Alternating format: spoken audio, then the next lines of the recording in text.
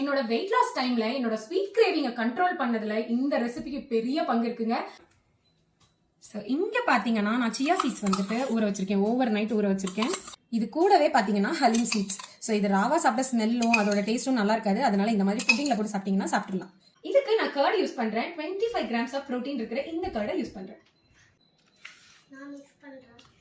ஸ்வீட்னஸ்க்கு பார்த்தீங்கன்னா காட்டு தேன், இது எங்க ஊர் காட்டுல இருந்து எடுத்த தேனுங்க, அந்த தேன் தான் நான் ஆட் பண்றேன். உங்க ஸ்வீட்னஸ்க்கு தேவையான அளவுக்கு தேன் சேர்த்திக்கோங்க. அதுக்கப்புறமா இதுல ஏதாவது ஒரு ஃப்ரூட்ஸ் நீங்க ஆட் பண்ணிக்கலாம். இன்னைக்கு என்கிட்ட மாம்பழம் இருந்தது, அதனால சீசனும் முடிய போதா, அதனால இதை சேர்த்துக்கிறேன். அப்புறம் கிரேப்ஸ். ஸோ அவ்வளோதான் பார்த்தீங்கன்னா ரெடி ஆயிடுச்சு. ஸோ எவ்ரிடே உங்களுக்கு எப்பெல்லாம் கிரேவிங்ஸ் இருக்கோ ஒரு 2-3 ஸ்பூன் சாப்பிட்டீங்கன்னாவே போதும். நான் இந்த மாதிரி செஞ்சு ஃப்ரிட்ஜில் ஸ்டோர் பண்ணிப்பேன். எனக்கு எப்பெல்லாம் தோணுதோ நான் அப்போ சாப்பிடுவேன்.